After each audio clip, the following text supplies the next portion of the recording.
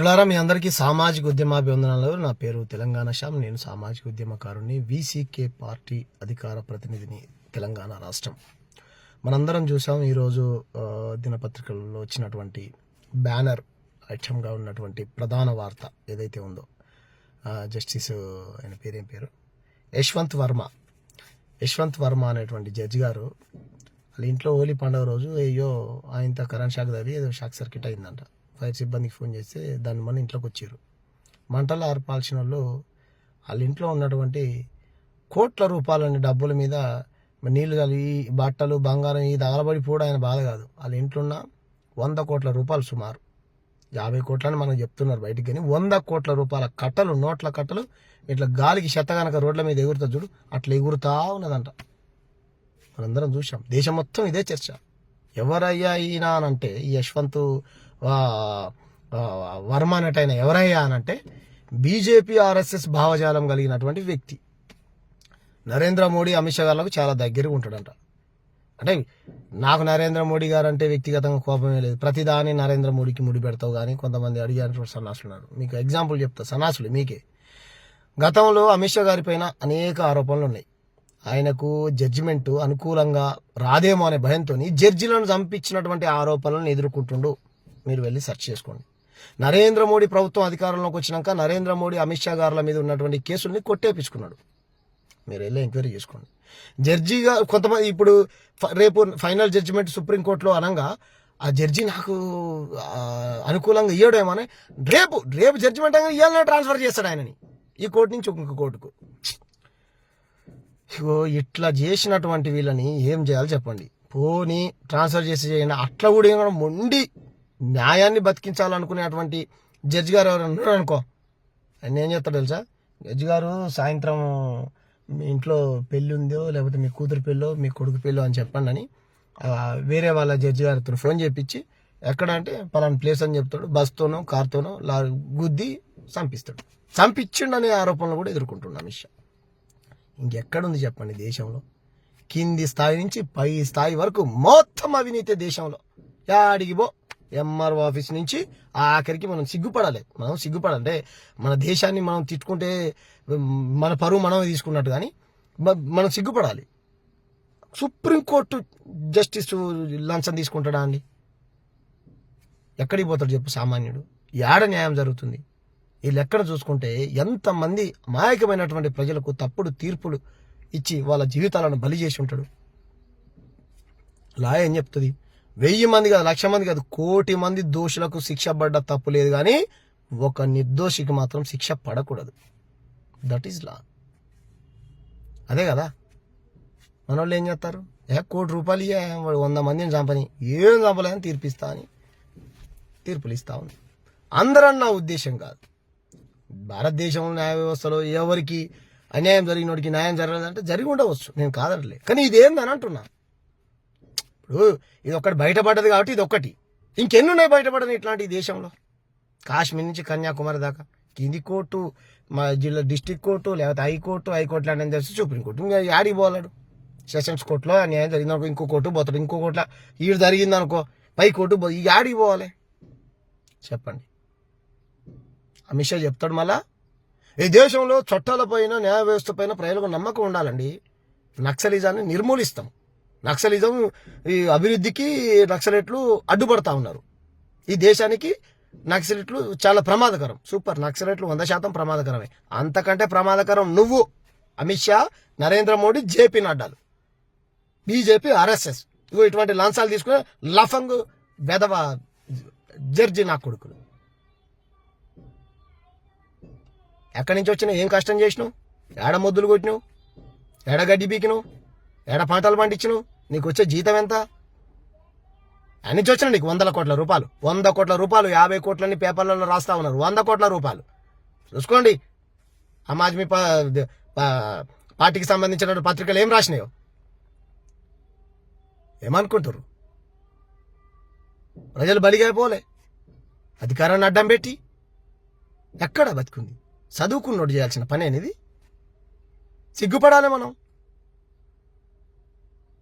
మళ్ళా దీనికి మతం, ధర్మం, దేశం నరేంద్ర మోడీ పాలన అద్భుతమైన పాలన. ఏంది నరేంద్ర మోడీ పాలన?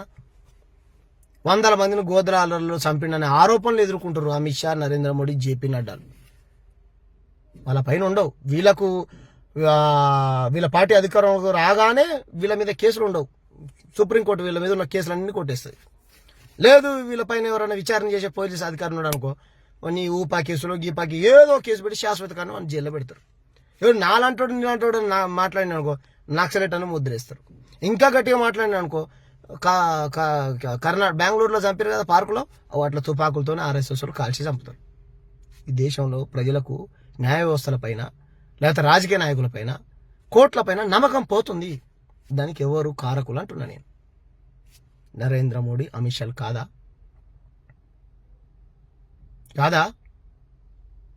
లంచం తీసుకోవడం నేరమే. లంచం తీసుకోనంటే చంపేస్తున్నాం. పోనీ లంచం తీసుకోకుండా నిజాయితీగా జడ్జిమెంట్ చేద్దామా అంటే తెల్లారి ట్రాన్స్ఫర్ చేస్తున్నాం. మళ్ళీ ఆ కోర్టు మళ్ళీ ఒక 5 ఏళ్ళు పెండింగ్, మళ్ళీ ఒక 5 ఏళ్ళు పెండింగ్, మళ్ళీ ఒక 5 ఏళ్ళు పెండింగ్. ఇదే విధంగా ఏం చేద్దాం చెప్పండి. అమిత్ షా చెప్తాడు మళ్ళా నక్సలిజాన్ని నిర్మూలిస్తాం 2030 కల్లా 32 కల్లా అంట. నిర్మూలించి మంచిదే. నక్సలెట్ చాలా ప్రమాదకరం దేశానికి 100%. ఎవరు కూడా దాన్ని సమర్థించరు. మరి RSS తీవ్రవాదాన్ని ఎందుకు నిర్మూలించవు? పేదరికాన్ని ఎందుకు నిర్మూలించవు? ఇటువంటి అవినీతిని ఎందుకు నిర్మూలించవు? నిరుద్యోగాన్ని ఎందుకు నిర్మూలించవు? రైతు సావులను ఎందుకు నిర్మూలించవు? ఆధ్యాత్మల్ని ఎందుకు నిర్మూలించవు? అనారోగ్యాన్ని ఎందుకు నిర్మూలించవు? పేదరికాన్ని ఎందుకు నిర్మూలించవు? హత్యలను, చిన్నపిల్లల పైన లైంగిక దాడులు నిర్మూలిస్తా అని చెప్పు. ఈ దేశంలో ఎవడు పేదవాళ్ళు లేకుండా ఇల్లు లేనటువంటి వ్యక్తి ఉండకుండా 10 సంవత్సరం కల్లా చేస్తామని చెప్పు. అది చెప్పవు. కార్పొరేట్ హాస్పిటల్స్లు, స్కూళ్ళు, కాలేజీలకు ధీటుగా గవర్నమెంట్ స్కూళ్ళు, కాలేజీలు, హాస్పిటల్స్ కడతామని చెప్పు 10 సంవత్సరం కల్లా. అది చెప్పు ప్రెస్ మీట్ పెట్టి. సెల్యూట్ కొట్టి నీ ఫోటో పెట్టి తెల్లారా పాలాభిషేకం చేస్తాను నేను. అది చెప్పడు అమిత్ షా. ప్రజల తరపున ఎవరైనా క్వశ్చన్ చేస్తే వాళ్ళకి ఏదో దేశద్రోహులు, ఆఫ్ఘనిస్తాను, బంగ్లాదేశ్, ఇంకేదో దేశం, పనికిరాని దేశాల పేర్లు చెప్పాలి. వీళ్ళు పబ్బం గడుపుకోవాలి. లేకపోతే అర్బన్ నక్సలైటు, రూరల్ నక్సలైటు, నక్సలైట్ల సానుభూతిపరుడు, హిందూ వ్యతిరేకి, ఇంకేదో వ్యతిరేకి చెప్పురు. మరి వీళ్ళంతా వ్యతిరేకులే. మరి ఈయనెవరు? ఇప్పుడు డబ్బులు తీసుకున్న ఆయన ఎవరు? హిందువా, ముస్లిమా, క్రిస్టియనా? పాకిస్తాన్ అయినా, ఆఫ్ఘనిస్తాన్ అయినా, బంగ్లాదేశ్ అయినా, మా తాత చుట్టమా? చెప్పురి. చూడు అవినీతే. రాజకీయ నాయకుల అవినీతే. హాస్పిటల్లో దోపిడీ, కాలేజీలలో, ప్రైవేటు కాలేజీలో అయితే మొత్తం దోపిడీ, విద్యా విధానం మొత్తం దోపిడీ. ప్రైవేటు యూనివర్సిటీలు లేకపోతే కాలేజీలు, స్కూల్స్ మొత్తం వాళ్ళ లైసెన్సులు క్యాన్సిల్ చేయాలి. వాళ్ళ రక్తాన్ని కష్టపడి సంపాదించుకుంటే మొత్తం దోపిడీ అది చేస్తారు. చెప్పు అమిత్ షా, ఎవరు దీని కారకులు? ఎందుకు మాట్లాడదు బీజేపీ? దీని మీద ఎందుకు ప్రెస్ మీట్ పెట్టదు? దీని మీద ఎందుకు డిబేట్లు పెట్టదు? దీని మీద ఎందుకు సోషల్ మీడియాలో రాతలు రాయదు? అది చెప్తాడు. మొన్న ఇంకో న్యాయవాది అంట, ఆయన పేరు న్యాయవాది. అరే బ్లాక్ కోట్ స్మగ్లర్. అందరిని అంటలేదు మిమ్మల్ని. చాలా మంది ఆయన జై భీమ్ సినిమా చూడండి, చంద్రు గారు ఎంత అద్భుతంగా అది కదా. అట్లాంటి వ్యక్తులు ఈ దేశానికి ఆదర్శం. అలాంటి వ్యక్తులు కావాలి. ఆయనకు లేచి రోజు దండం పెట్టాలి, ఆయన కాళ్ళు మొక్కాలి. అది కదా న్యాయాన్ని బ్రతికించడం అంటే. చిట్టితల్లి చదువుకోలేనటువంటి, ఆధార్ కార్డు అడ్రస్ కూడా లేనటువంటి ఒక చిట్టితల్లి, నా భర్తను అన్యాయంగా కొట్టి చంపారు సార్, నాకేమొద్దు, నా భర్తకు నా భర్త సావుకు కారణమైనటువంటి వాళ్ళని నాకు న్యాయం చేయండి అని చెప్పిందంట. కోట్ల రూపాయలు ఇస్తానని ఆ చిట్టితల్లి కేసు రిటర్న్ తీసుకోలే. 100 కోట్ల రూపాయలు ఇస్తామమ్మా, మా గవర్నమెంట్ పడిపోతుంది, మా ప్రభుత్వానికి బ్యాండ్ ఏం వస్తుందన్నా తీసుకోలే.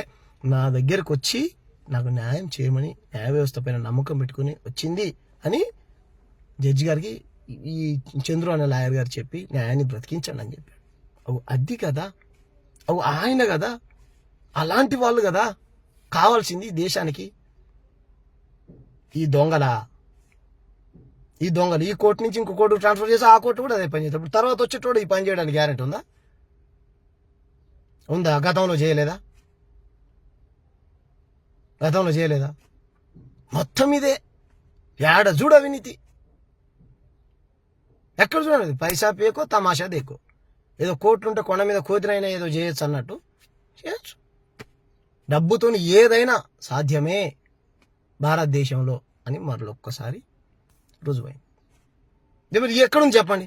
ఇప్పుడు పోలీస్ స్టేషన్ పోతాం, కంప్లైంట్, సార్ పలానా షో అండ్ షో ఇట్లా నా మీద పలానా కంప్లైంట్ ఇచ్చిండు అంటే అవన్నీ నాకు తెలియదు బ్రదర్. ఒక కంప్లైంటర్ వచ్చి కంప్లైంట్ ఇస్తే ఎఫ్ఐఆర్ చేయడం నా బాధ్యత, అంతవరకు. మీరు ఏదైనా ఉంటే న్యాయం అన్యాయం కోర్టులు తెలుసుకోండి అంటారు. నీ తరపున ఒక వకీల్ షాపును పెట్టుకో, వాదించుకో అని అంటాడు. ఆడికి పోయిన అన్యాయం జరిగింది, రైట్, కింద కోర్టులో అన్యాయం జరిగింది, ఆయన కూడా డబ్బులే తీసుకుని అనుకుందాం, ఫర్ ఎగ్జాంపుల్ అనుకుందాం, ఆయన మంచోడే అనుకో, అన్యాయం జరిగింది. మళ్ళీ ఆయన ఇక్కడ హైకోర్టుకు పోయాడు అనుకో, హైకోర్టు మళ్ళీ సుప్రీం, యాడికి పోవాలి? ఇక ఐక్యరాజ్య సమితికి పోవాలా? యాడికి పోవాలి? మీరు చెప్పండి మరి, యాడికి పోవాలి చెప్పండి. దీనిపైన రాష్ట్రపతి గారు కూడా మాట్లాడాలి. ఇది మన దేశ పరువు ప్రతిష్టలకు సంబంధించినటువంటి విషయం. న్యాయ వ్యవస్థ, న్యాయవాదులు ఇటువంటి పని చేయకూడదు. చాలా ఆరోపణలు ఉన్నాయి పీపీల మీద.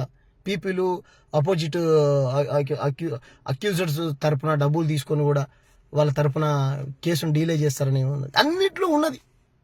నేను ఏమంటున్నానంటే, డబ్బులు ఉన్నోడికి పేదవాడు బలైపోవాలా? న్యాయ వ్యవస్థలపైన నమ్మకం పెట్టుకున్నటువంటి పేదవాడు, వాడి కోట్ల చుట్టూ తిరగడానికి వానికి ఛార్జీకి డబ్బులు ఉండవు.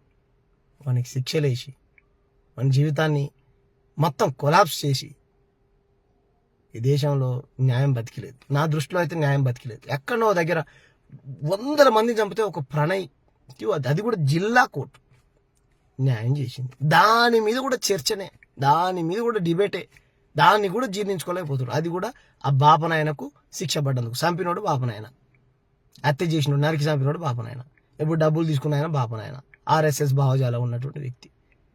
ఏం చెప్పాలి చెప్పండి? చేపించేది వీళ్ళే క్రైము, చేసేది వీళ్ళే, తీర్పులు ఇచ్చుకునే. మొత్తం 644 మంది సుప్రీంకోర్టు జడ్జిలు అయితే దాంట్లో 44 మందో 34 మందో ఎస్సీ ఎస్టీ బీసీలు ఉన్నారట. మిగతా వాళ్ళు మొత్తం బ్రాహ్మణులే అంట. స్వాతంత్రం వచ్చినప్పటి నుంచి ఎక్కడుంది భారతదేశంలో న్యాయం? స్వాతంత్రం ఉండదు చూసినా. బంతిలో మనోడైతే ఏ మూల కూర్చున్న ముక్కలు ఎక్కువ పడతాయి. మన కులపోడు ఉంటే కథం, మన న్యాయం జరుగుతుంది. దేశంలో కులం మతం ఉన్నంత కాలం, కులాన్ని బట్టి మతాన్ని బట్టి తీర్పులు జడ్జిలు ఇచ్చినంత కాలం ఈ దేశం బాగుపడదు. మీరు న్యాయాన్ని న్యాయంగా, అన్యాయాన్ని అన్యాయంగా ఎప్పుడైతే జడ్జి చేస్తారో అప్పుడే ప్రజలకు న్యాయ వ్యవస్థలపైన, వీటిపైన, చట్టాలపైన ప్రజలకు గౌరవం ఉంటుంది. ఏం కష్టం చేసినా చెప్పండి. మరి మీరు ఏం కష్టం చేసి సంపాదించారు చెప్పండి? ఏడ మొద్దులు కొట్టారు, ఏడ కలుపు బీకిర్రు, ఏ కూలికి పనికి పోయారు, మీకు వచ్చే జీతం ఎంత? మీకు 5 లక్షలు 10 లక్షలు వచ్చినాయి అనుకుందాం.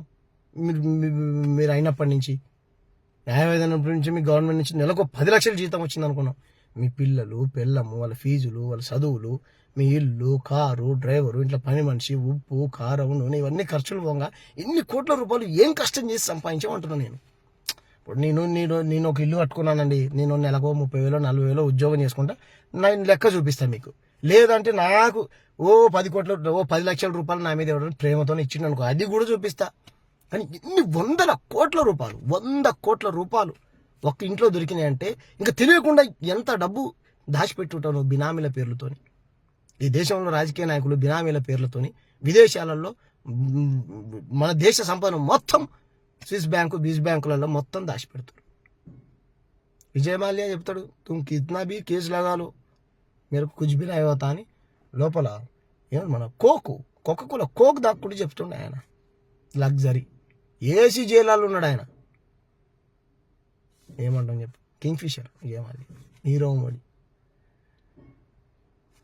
మీరు చెప్పండి ప్రజలారా, దీని మీద పెద్ద ఎత్తున మనం డిబేట్ చేయాలి. ఇది చిన్న విషయం కాదు, ఇది చాలా పెద్ద విషయం.